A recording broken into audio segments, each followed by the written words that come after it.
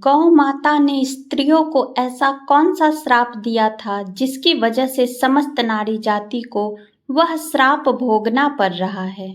एक समय की बात है जब भगवान श्री कृष्ण अपनी राजगद्दी पर विराजमान थे। तब उनके पास देवर्षि नारद मुनि आते हैं और कहते हैं, हे प्रभु, मैं आज पृथ्वी लोक में भ्रमण कर रहा था। तभी एक स्त्री ने पूछा कि पहले स्त्रियों के बच्चे होते थे तो वह पैदा होते ही चलने लगते थे, परंतु अब ऐसा नहीं है, यह क्यों?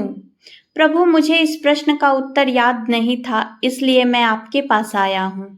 कृपया मुझे इस प्रश्न का उत्तर बताएं।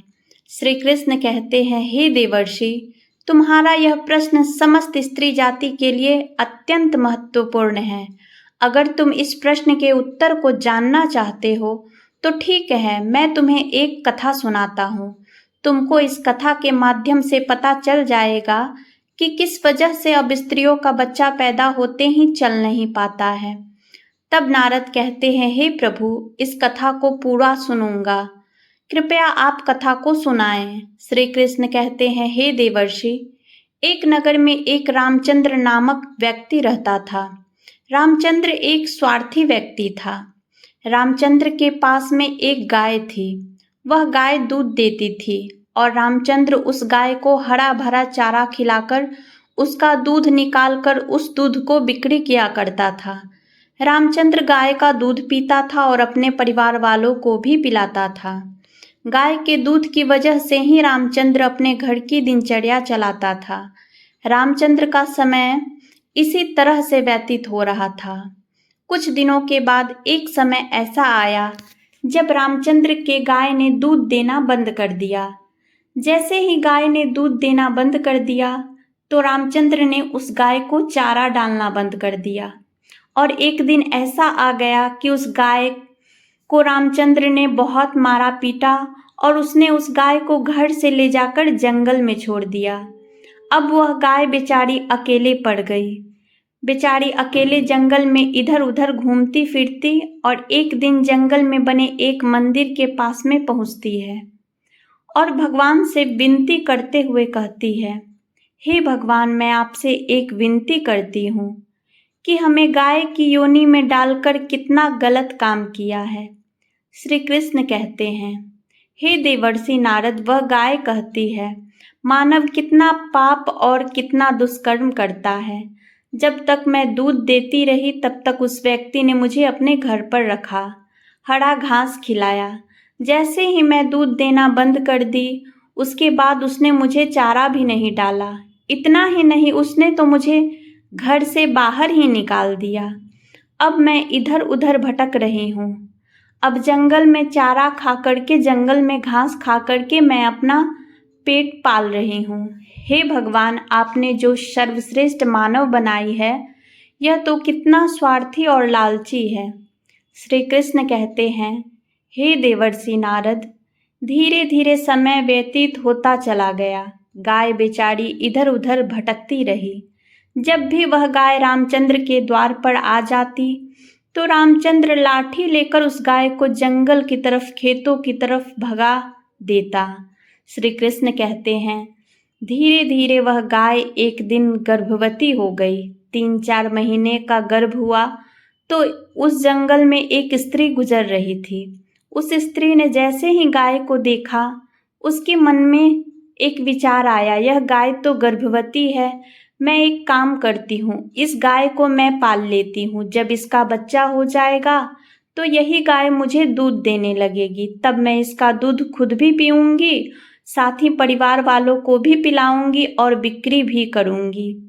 लेकिन जैसे ही वह स्त्री उस गाय को पकड़ने के लिए अपने पति को बुलाने के लिए जाती है, तब तक उसका पति वहां पर आता है, तब तक गाय वहां से चली जाती है।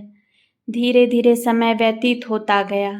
श्री कृष्ण कहते हैं, जब उस गाय के प्रसव का समय नजदीक आ गया तब वह एकांत जंगल में सुरक्षित जगह पर जाकर उस गाय के बछड़े को जन्म दिया। श्री कृष्ण कहते हैं, हे देवर्षि नारद, प्रसव के कुछ समय बाद वही स्त्री उस जंगल में घास काटने के लिए गई हुई थी। जैसे ही उसने दूर से गाय को देखा तो उसने देखा कि वह गाय बच्चा दिया है। तब वह स्त्री उसके पास गई और उसने ध्यान से उस गाय को देखा तो बोली, अरे यह तो वही गाय है। इस गाय ने तो बछड़ा दे दिया। चलो अच्छा हुआ, वह सोचती है, अब मैं इस गाय को पकड़कर अपने घर पर ले जाऊंगी। जैसे ही वह स्त्री गाय के पास से अपने पति को बुलाने के लिए जाने लगी, तभी गाय ने उस स्त्री से कहा, हे बहन, आज तुम हमारे ऊपर एक परोपकार कर दो। यह जो मेरा बच्चा है, यह पीछे पड़ा हुआ है, उसे उठा करके तुम मेरी गर्दन के ऊपर रख दो। मैं अपने बच्चों को लेकर किसी सुरक्षित जगह पर चली जाऊंगी, क्योंकि यह मेरा बच्चा 8 महीने बाद चलने लायक हो पाएगा, 8 महीने बाद अपने पैरों पर चलेगा।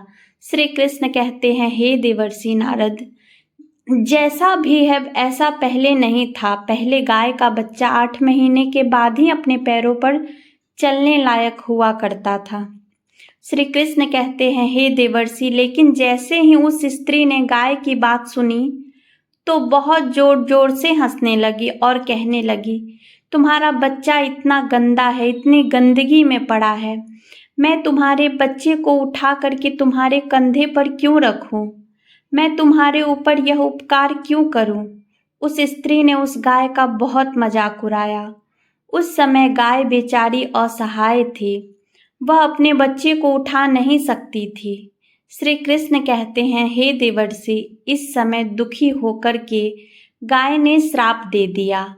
उसने श्राप देते हुए कहा, आज तुम्हारा बच्चा जन्म लेने के बाद तुरंत चलने लगता है, लेकिन आज के बाद मैं श्राप देता हूँ, तुम्हारा बच्चा जन्म लेने के 10 महीने बाद ही अपने पैरों पर चलने लायक होगा।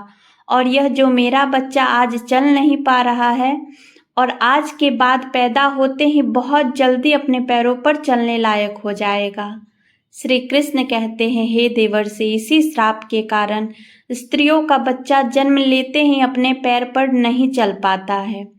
दोस्तों, सतयुग में सुखदेव पैदा होने के तुरंत बाद ही अपने पैरों पर चलने लगे थे और वेदव्यास भी जन्म लेने के तुरंत बाद ही अपने पैरों पर चलने लगे थे। यह बात तो सतयुग की थी, लेकिन कलयुग में ऐसा नहीं है। कलयुग में बच्चे को अपने पैर पर चलने के लिए कम से कम 9 से 10 महीने लग जाते हैं। इसका कारण यही है क्योंकि गाय ने समस्त स्त्री जाति को श्राप दे दिया था। गाय के श्राप के कारण स्त्री का बच्चा 9 से 10 महीने बाद ही पैरों पर खड़ा होने लायक बन पाता है और गाय का बच्चा जन्म लेते ही अपने पैरों पर चलने लायक हो जाता है। इसलिए किसी की आत्मा को कष्ट नहीं देना चाहिए और यही सनातन धर्म का सबसे बड़ा धर्म है। गोस्वामी तुलसीदास ने कहा है, दूसरों के दुख में दुखी होना, दूसरों के काम आना सबसे बड़ा धर्म माना गया है। तो इसलिए हमें असहाय पशु और पक्षियों की सहायता करनी चाहिए। गाय के श्राप की वजह से ही जितने भी पशु पक्षी हैं, उन सबके बच्चे जन्म लेने के तुरंत बाद चलने लग जाते हैं, लेकिन स्त्रियों के बच्चों पर इसका विपरीत प्रभाव पड़ा कि जन्म के तुरंत बाद स्त्री का बच्चा चलने लायक नहीं हो पाता है। एक स्त्री की गलती से आज समस्त मानव जाति की महिलाओं को श्राप का खामियाजा भुगतना पड़ रहा है।